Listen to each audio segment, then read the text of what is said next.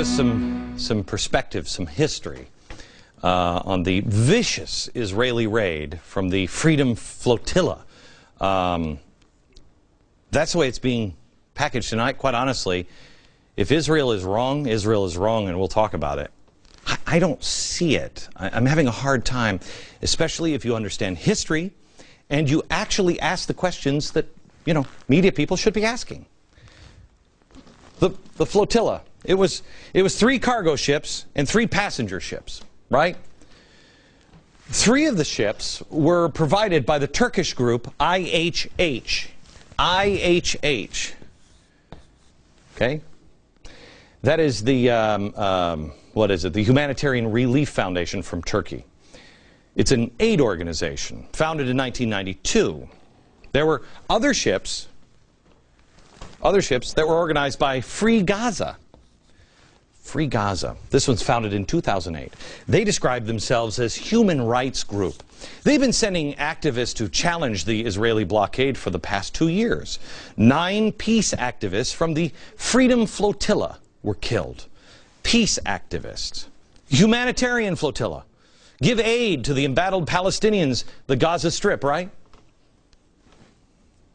Yeah. Man, look at those peace activists. They are good with the metal pipe, aren't they? Peaceful ship. Okay. This is probably all you've gotten from the mainstream media. Turn on any media outlet, other than this one. They're not going to show you this. And they're not going to take it any farther than this. This aid organization, are they just a group of caring, sympathetic do-gooders that see the plight of the poor Gazans, want to get food and humanitarian aid to them? I mean, they're even going to risk their lives by going through the savage, brutal Israeli blockade. Now, some may wonder, why? Why take the ships? Wouldn't it be easier to go through Egypt? Oh, we'll get back to that later. No, they had to take these ships provided by these 2 organizations.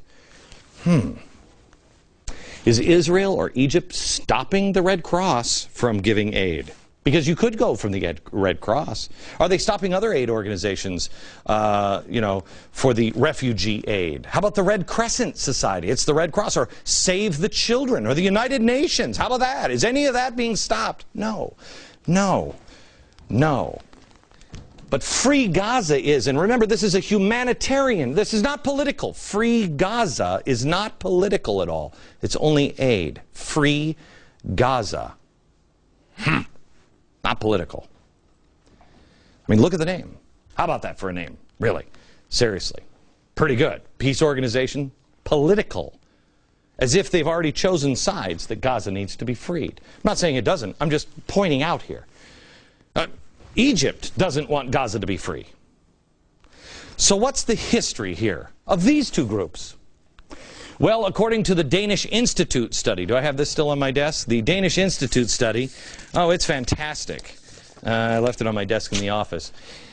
It's a wonderful peace organization. The Turkish authorities began investigating IHH at least in December 1997, after having received information that senior IHH figures have purchased automatic weapons in the peace process for radical Islamic organizations. Radical Islamic? Our DOJ just said that doesn't even exist. The office of the organization in Istanbul was raided. The activists were arrested there at IHH.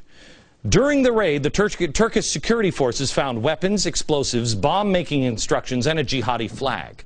An examination of the documents found IHH office indicated that IHH members were planning to take part in jihad activities in Afghanistan, Bosnia, and Chechnya.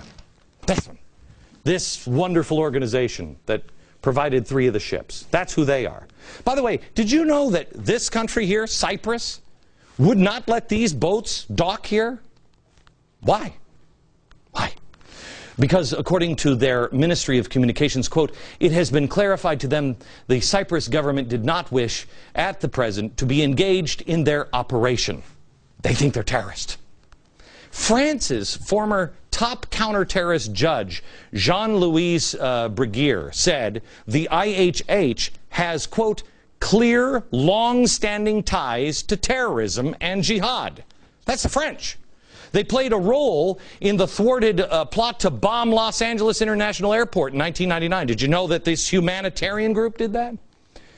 Also, it said, the IHH leaders, quote, were basically helping al-Qaeda when Osama bin Laden started to target on U.S. soil. This humanitarian group, that's the French. Now, according to Arab media reports, the flotilla participants were preparing and writing wills and preparing for martyrdom, determined to break the blockade or die.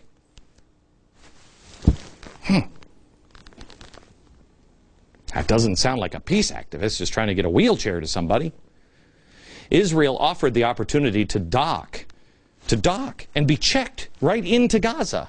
Egypt offered to dock the ship as well, offload all of the aid, get it to Gaza. Egypt and Israel said, we'll dock the ship. The IHH and Free Gaza refused. Why? Why? Could it be that maybe aid was the furthest thing from their minds?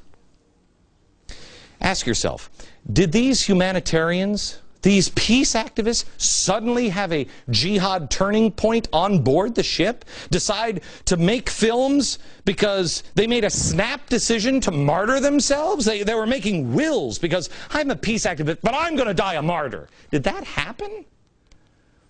Or was it maybe not a humanitarian ship from the beginning? That's IHH. What about Free Gaza? Despite all of this evidence, the extensive terror ties found by the IDF, at least 50 of the passengers had ties with terrorist links. 50. And yet the world is condemning Israel. It's weird, because the video doesn't even... It's just like the Tea Party. The Tea Party here in America, the media expected and wanted them to be violent. They expected it. Instead, they showed us this. But we're being told these are violent people. Well, they wanted the IDF to be the bad guy here. But when the IDF brought paint guns to a riot, the narrative was ruined. But they don't care anymore. They just make the most of it. Despite the video showing... Show the video of IDF, please. Here, can we show the video? Apparently not. There it is. Okay. Here you go. Taking people, putting them down on the ground and beating them with pipes. You don't see that video unless you're watching this network. You may have a hard time finding it on other networks. There's something else going on here. Something else. And Free Gaza might be involved. And are there any Americans involved at all? How about the media? We'll look at those two things next.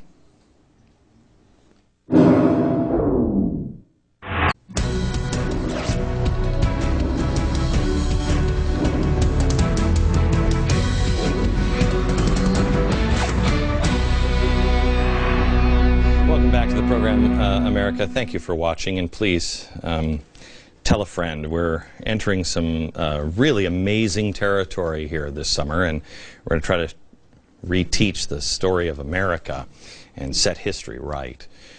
All right, I've been talking about the IDF, and I don't even know if I've explained that is the Israeli Defense Force, in case you don't know. We're seeing proof on video of IDF personnel viciously beaten, tossed overboard, and initially not even defending themselves. They had paintball guns. But yet the media are saying things like this. Watch. Our initial reaction to this flotilla massacre, deliberate massacre, an international crime, was pitiful. What do you mean you regret when something should be so strongly condemned? And if any other nation in the world had done it, we would have been up in arms. Has she seen the video? She should watch Fox from time to time. You know, I'm supposed to watch the Huffington Post. She should watch this network. This is where we are. We've been showing you the videos of the president and his administration and advisors admitting to various feelings and ideologies in their own words on videotape. We have shown it to you on videotape. And yet, somehow or another, the videotape doesn't matter. Makes me a conspiracy nut to show their own words. We're showing the video. Here's this one. How about, I'm the conspiracy nut for saying that the Tea Parties are not violent. But we show the Tea Party. In fact, put the Tea Party rallies and the G20 side by side. There it is. Okay.